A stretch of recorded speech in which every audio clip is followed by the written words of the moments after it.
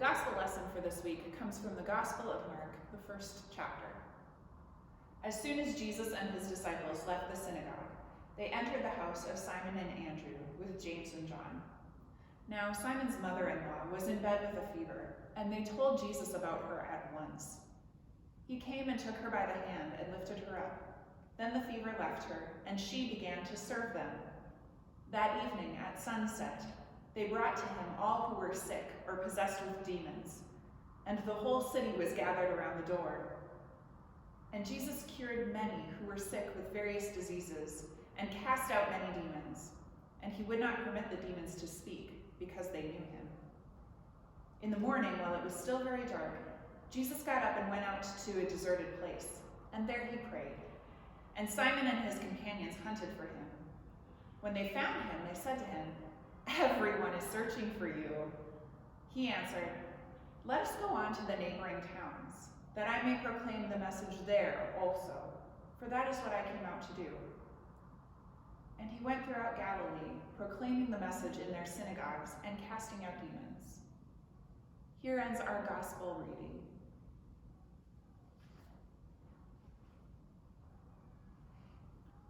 Well, here we are. I am very glad to be here, and I want to thank you all for the welcome that I have received this week.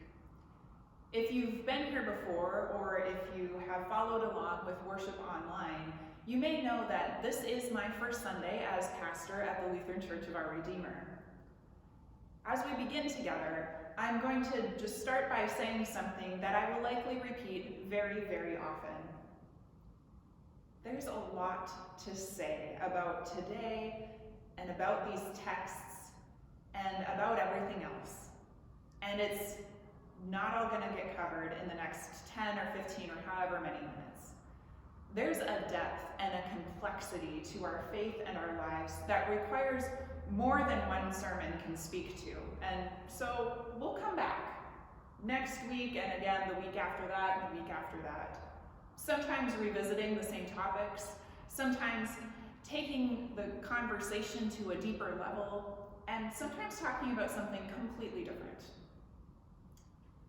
Turns out, there might be a good reason for gathering and talking about these readings in worship 52 weeks out of the year, and a few extra times like Christmas and Lent. We get to really look at the different aspects of our lives and faith and see how they inform each other when we do that. This week, as we are taking this new step in the ministry at Lutheran Church of Our Redeemer together, we're fortunate in the lectionary to hear this reading from 1 Corinthians about Paul and some of his steps in ministry, particularly how he approaches the communities that he encounters. It makes me wonder how we might approach something like this. Would we just go into a new place and expect people to listen to us because we think we have something to say? They don't know that, no matter what we think about it. When Paul goes to these places, he says that he becomes as one of them, essentially learning about them and understanding who they are and what they've experienced, so that he knows as well as they would what is important or prioritized in their lives. And that's impressive, to take the time to understand and not just come in and say, you need to think like me or act like me for me to be here and to share with you. He doesn't do that. He instead approaches us in a way that kind of says, I'll learn about you and your town and your people, your hopes, your dreams, and your concerns in order to better understand, even as I share my truth with you.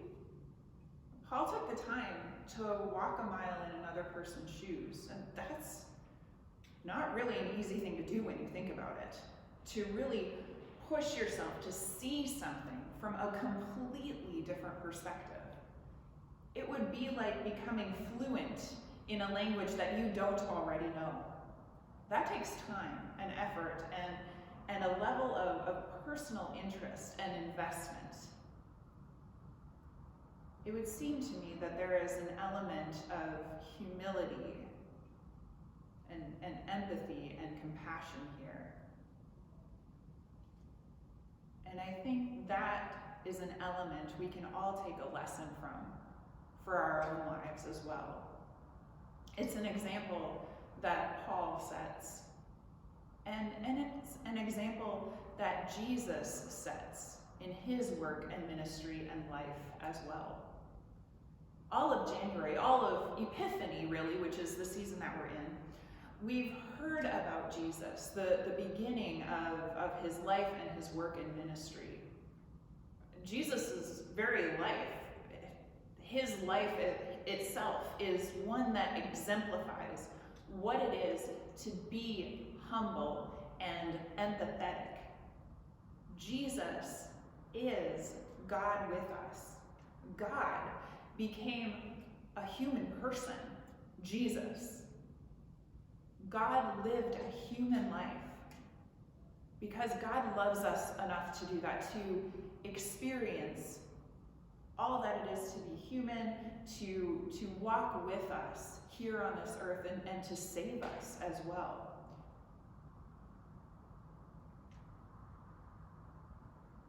It is quite the example. The example, however, doesn't mean just giving up all of your views and opinions and doing whatever someone else says, though, either.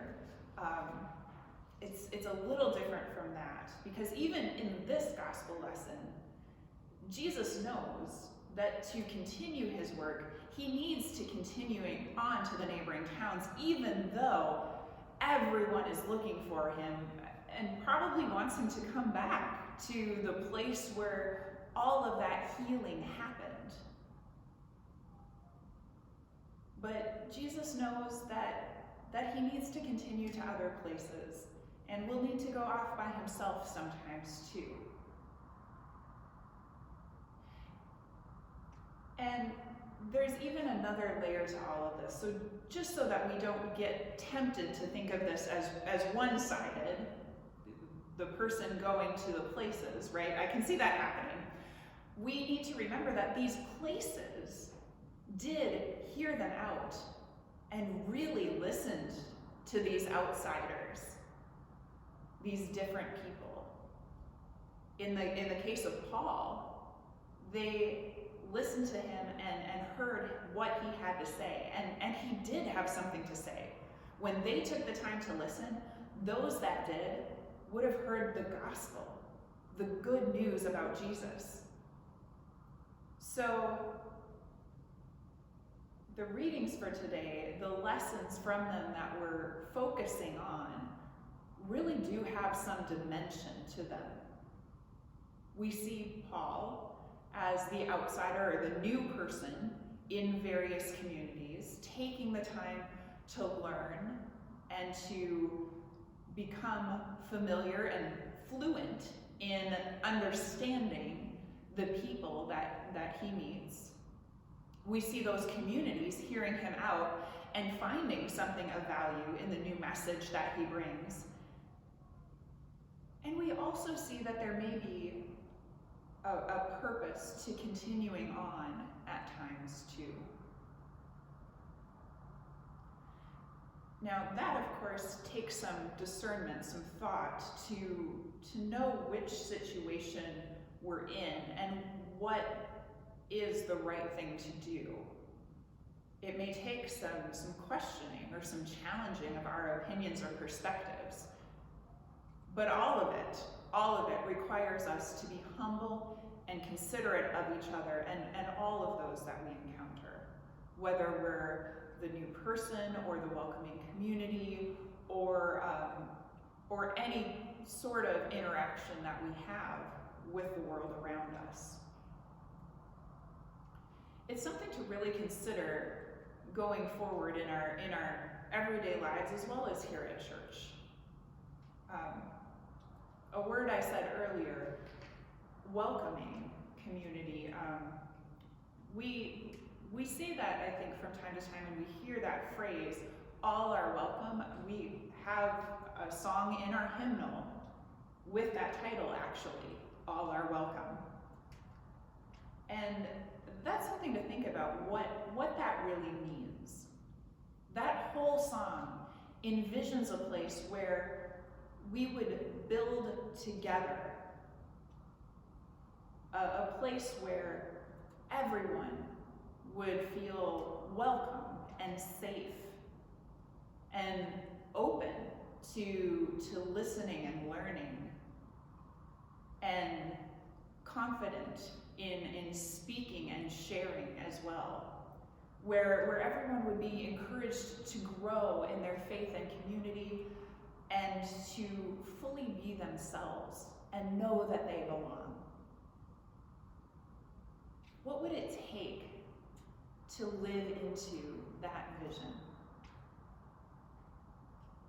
How do we take small steps in that direction so that our everyday actions really do create that sense of welcome and of mutual care for each other, where anyone walking in the door would know that they are loved by God and valued as a human being by the people, the ones who follow this God? That's something to think about and to consider for this week. And then next week, we'll come back and we may revisit some of the topics we've talked about.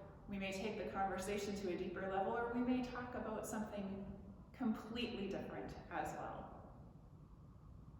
Until then, we have something to think about.